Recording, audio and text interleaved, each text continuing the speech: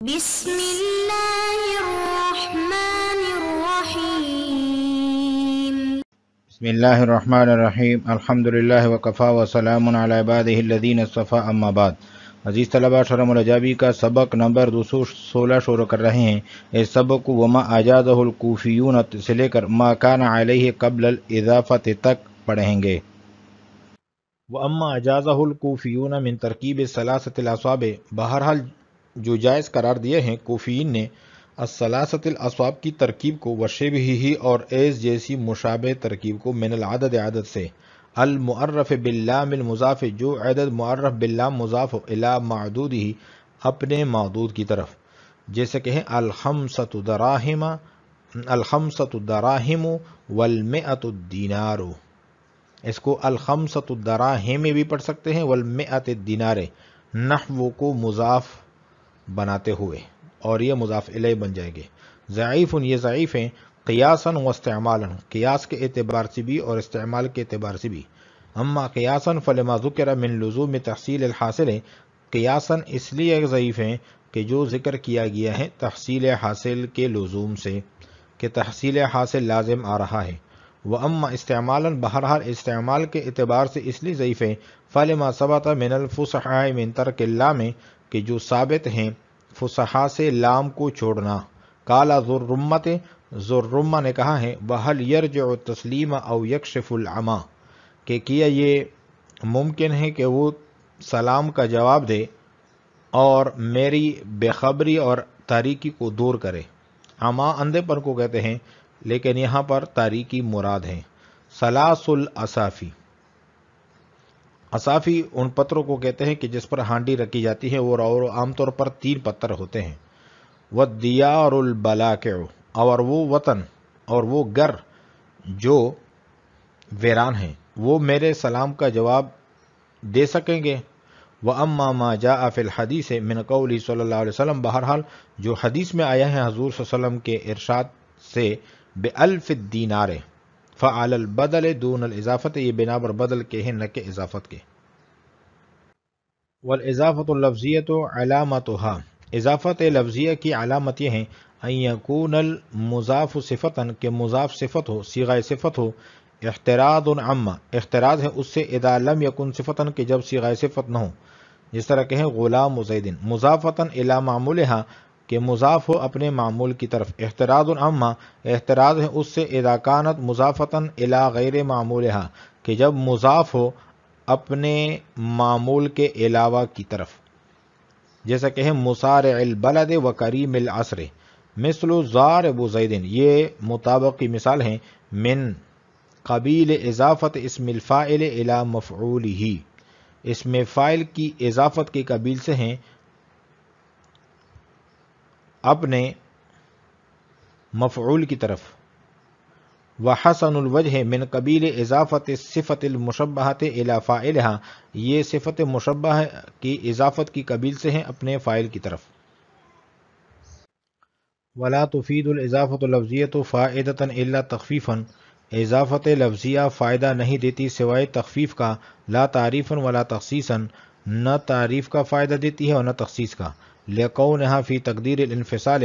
کیونکہ اضافت لفظیہ انفصال کی تقدیر میں ہوتی ہے، فی اللفظ، لفظ میں، لا فی المعنی، نہ کہ معنی میں، بأن یسقط بعض المعانی، بائیں طور پر کہ ساکت کیا جائے بعض معانی کو، ان ملاحظۃ العقل، عقل کے لحاظ سے، بإیذاء ما یسقط من اللفظ، اس چیز کے مقابلے میں جو لفظ سے ساکت ہو، بل المعنی علی ما کان علیہ قبل الاضافۃ، بلکہ اس کا معنی اس حالت پر رہتا ہے کہ جو اضافت سے پہلے تھا۔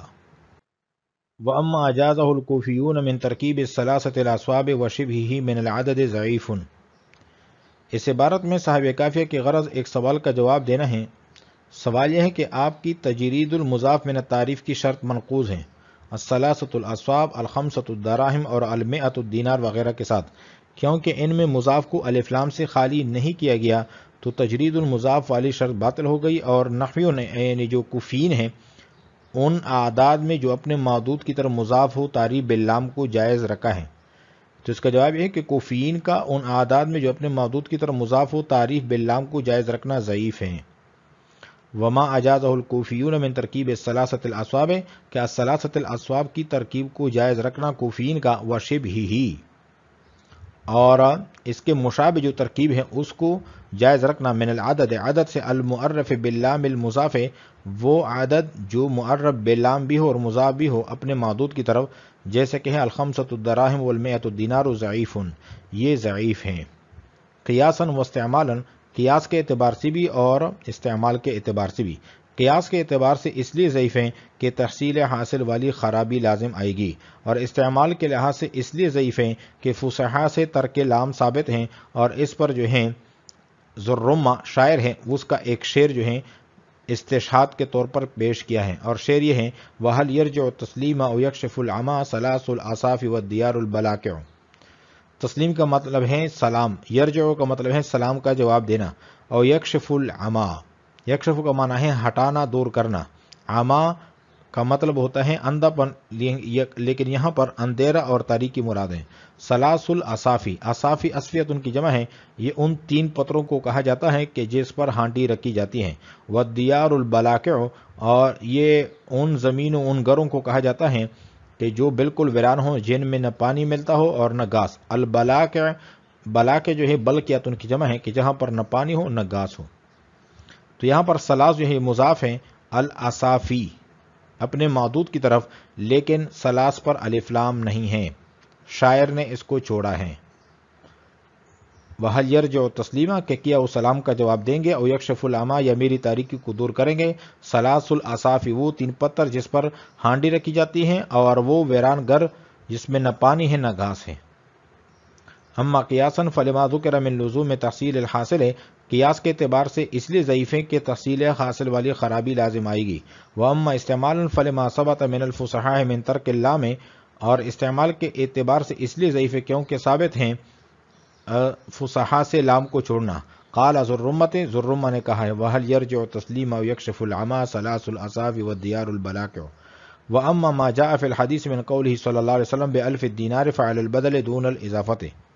یہاں سے ایک سوال کا جواب دینا چاہتے ہیں۔ سوال یہ ہے کہ آپ نے تجرید المضاف میں التعریف کی شرط کو ثابت رکھنے کے لیے مذکورہ مثالوں کو ضعیف اور غیر فصحا کی کلام کو قرار دیا ہے، لیکن آپ صلی اللہ علیہ وسلم کا ارشاد اغتسلوا یوم الجمعۃ ولو اشتریتم نصف الصاع بألف الدینار،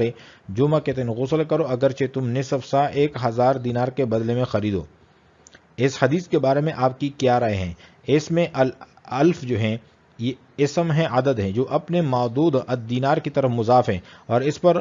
لام تعریف موجود ہیں، کیا یہ بھی ضعیف اور غیر فصیح ہے؟ ایسا کہنا ناممکن ہے، کیونکہ افصح العرب اور شہنشاہ فصاحت اور بلاغت حضور صلی اللہ علیہ وسلم، یعنی حضور صلی اللہ علیہ وسلم ہیں، اور یہ حضور صلی اللہ علیہ وسلم کا کلام ہے، یہ غیر فصیح نہیں ہو سکتا۔ اس کا جواب یہ ہے کہ حضور صلی اللہ علیہ وسلم کے اس ارشاد مبارک میں بے الف دینار کی طرف مضاف، یعنی جو الف، اس میں جو الف ہیں یہ الدینار کی طرف مضاف نہیں ہیں، بلکہ الالف جو ہیں یہ مبدل منہ ہیں اور الدینار اس سے بدل ہیں۔ وَأَمَّا مَا جَاءَ فِي الْحَدِيثِ مِنْ قَوْلِهِ صلی اللہ علیہ وسلم، بہرحال جو حدیث میں آئے ہیں حضور صلی اللہ علیہ وسلم کے ارشاد میں بِأَلْفِ الدِّينَارِ فَعَلَى الْبَدَلِ دُونَ الْإِضَافَةِ، یہ بنا پر بدل کے ہیں نہ کہ اضافت کے۔ وَالْإِضَافَةُ اللَّفْظِيَّةُ أَنْ يَكُونَ صِفَةً مُضَافَةً إِلَى مَعْمُولِهَا مِثْلُ ضَارِبُ زَيْدٍ۔ اس عبارت میں ماتن نے اضافت لفظیہ کی تعریف کی ہے کہ اضافت لفظیہ کی تعریف یہ ہے کہ اضافت لفظیہ وہ اضافت ہے کہ جس میں صیغہ صفت جو ہیں اپنے معمول کی طرف مضاف ہو۔ معمول سے مراد مفعول ہیں اور فاعل ہیں۔ والاضافت اللفظیۃ، یہاں پر اللفظیت صفت ہیں، اس کا موصوف موصوف ہے اور وہ ہے الاضافت اللفظیت۔ الاضافت اللفظیت علامتها، اضافت لفظیہ کی علامت یہ ہیں ان یکون المضاف صفتا، المضاف نکال کر علامہ جامع نے یہ بتلا دیا کہ یکون میں جو ہوا ضمیر ہے اس کا مرجع مضاف صفتا، کہ مضاف جو ہے وہ صیغہ صفت کا ہو۔ احتراز اما اذا لم یکن صفتا نحو غلام زید،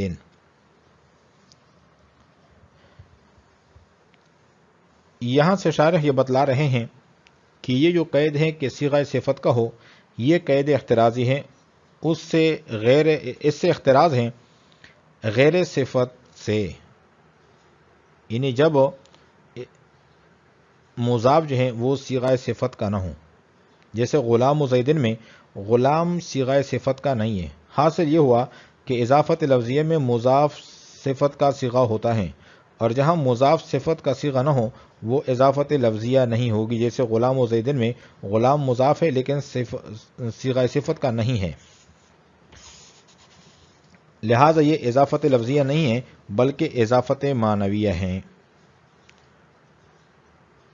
احتراز العامہ احتراز ہے اس سے اذا لم یکن صفتن کہ جو صیغہ صفت نہ ہو، غلام و زیدن مضافتن الی معمولہا۔ اس عبارت سے بھی شارح یہ بیان فرما رہے ہیں کہ مضافتن الی معمولہا یہ بھی قید احترازی ہیں، اور اس قید کے ذریعے سے مضافتن الی غیر معمولہا سے احتراز ہیں، جیسے مسارع البلد، اس میں مسارع جو ہیں اگرچہ صفت صیغہ صفت تو ہیں لیکن صفت کا صیغہ اپنے معمول کی طرف مضاف نہیں ہے، کیونکہ البلد جو ہے مسارع کا معمول نہیں، اس لیے کہ لڑائی شہر سے نہیں ہوتی۔ اور کریم العصر یہ زمانے کا سخی، اس میں بھی کریم جو ہیں اگرچہ صفت کا صیغہ ہیں لیکن صیغہ صفت جو ہیں اپنے معمول کی طرف مضاف نہیں ہے، کیونکہ العصر یہ کریم ان کا معمول نہیں ہے، اس لیے کہ العصر نہ فاعل ہے اور نہ ہی مفعول، لہذا مضافتن الی معمولہا سے ان مثالوں سے احتراز ہو گیا کہ جن میں صیغہ صفت اپنے معمول کی طرف مضاف نہیں ہوتا۔ احتراز عامہ اذا کانت مضافتن الی غیر معمولہا احتراز ہے اس سے کہ جب مضاف ہو اپنے معمول کے علاوہ کی طرف، جیسے کہیں مسارع البلد و کریم العصر، مثل ضارب زیدن، یہ مطابقی مثال ہیں، یہاں پر اسم فاعل ہے، من قبیل اضافت اسم الفاعل الی مفعولہ، یہاں پر جو ہے اسم فاعل کی اضافت ہیں مفعول کی طرف، یہ زیدین جو ہیں یہ مفعول ہیں، زید کو کسی نے مارا ہے، وحسن الوجہ ہیں، اور یہاں پر حسن جو ہے یہ صیغہ صفت ہیں اور صفت مشبہ کا صیغہ ہیں، اور اپنے معمول کی طرف مضاف ہے، یعنی فاعل کی طرف۔ اور پہلی مثال جو ہے وہ یہ ہے کہ صیغہ صفت اپنے معمول مفعول کی طرف مضاف ہو، اور یہ معمول فاعل کی طرف مضاف ہے۔ من قبیل اضافت الصفت المشبہۃ الی فاعلہا، یہ صفت مشبہ کی اضافت کی قبیل سے ہیں کہ صفت مشبہ کی اضافت ہو اپنے فاعل کی طرف، تو الوجہ یہ فاعل ہیں۔ ولا تفید الاضافۃ اللفظیۃ فائدۃ الا تخفیفا فی اللفظ۔ صاحب کافیہ اس عبارت میں اضافت لفظیہ کا فائدہ ذکر کر رہے ہیں کہ اضافت لفظیہ فقط تخفیف فی اللفظ کا فائدہ دیتی ہے، تعریف یا تخصیص کا معنوی فائدہ نہیں دیتی۔ ولا تفید الاضافۃ اللفظیۃ، الاضافۃ اللفظیۃ نکال کر علامہ جامی نے بتلا دیا کہ تفید میں جو ضمیر کا مرجع ہے وہ اضافت لفظیہ ہے، فائدۃ الا تخفیفا، اضافت لفظیہ فائدہ نہیں دیتی سوائے تخفیف کا، لا تعریفا ولا تخصیصا، نہ تعریف کا فائدہ دیتی ہے اور نہ تخصیص کا۔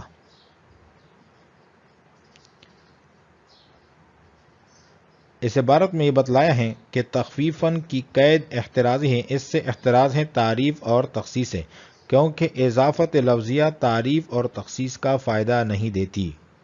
لقونہا فی تقدیر الانفصال۔ اس عبارت میں شارح کی غرض اضافت لفظیہ کی تعریف اور تخصیص کا فائدہ نہ دینے کی وجہ کو بیان کرنا ہے کہ اضافت لفظیہ تعریف اور تخصیص کا فائدہ اس لیے نہیں دیتی کیونکہ اضافت لفظیہ میں مضاف اور مضاف الیہ اضافت سے پہلے عامل اور معمول ہوتے ہیں، اور عامل اپنے معمول سے منفصل ہوتا ہے، جب اضافت حقیقیہ اتصال کا تقاضا کرتی ہیں اور عاملیت اور معمولیت کا معنی اضافت کے بعد بھی باقی رہتا ہے تو انفصال بھی باقی رہے گا، گویا کہ حقیقت میں اضافت ہی نہیں ہے، اسی وجہ سے اضافت لفظیہ تعریف اور تخصیص کا فائدہ نہیں دیتی۔ فی اللفظ لا فی المعنی، اس عبارت میں یہ بتلایا گیا ہے کہ فی اللفظ کی قید احترازی ہے، اس سے تخفیف فی المعنی سے احتراز ہے، اس لیے کہ اضافت لفظیہ تخفیف فی المعنی کا فائدہ نہیں دیتی۔ بأن یسقط بعض المعانی عن ملاحظۃ عقل بإزاء ما يسقط من اللفظ۔ اس عبارت میں تخفیف فی المعنی کی صورت کو بیان کرتے ہیں۔ اس کی صورت یہ ہے کہ لفظ سے بعض حروف کے سکوت کے مقابلے میں بعض معانی بھی ساکت ہو جائیں، لیکن اضافت لفظیہ تخفیف فی المعنی کا فائدہ نہیں دیتی، پس معانی جس طرح اضافت سے پہلے باقی تھے اسی طرح اضافت کے بعد بھی باقی رہیں گے۔ بأن یسقط بعض المعانی، بئی طور پر کہ ساکت کر دیا جائے بعض معانی کو، ان ملاحظت العقل، عقل کے لحاظ سے، بإزاء ما یسقط من اللفظ، ان الفاظ کے بارے میں، ان یعنی جو لفظ سے جو حروف ساکت ہو جاتے ہیں ان کے مقابلے میں۔ بل المعنی، بلکہ معنی جو ہے، علی ما کان علیہ قبل الاضافت، کہ اضافت سے پہلے جس طرح تھا اسی حالت پر معنی برقرار رہتا ہے۔ آج ہم نے پڑھا ہے وما اجازہ الکوفیون سے لے کر ما کان علیہ قبل الاضافت تک۔ وعلیکم السلام ورحمۃ اللہ تعالی وبرکاتہ۔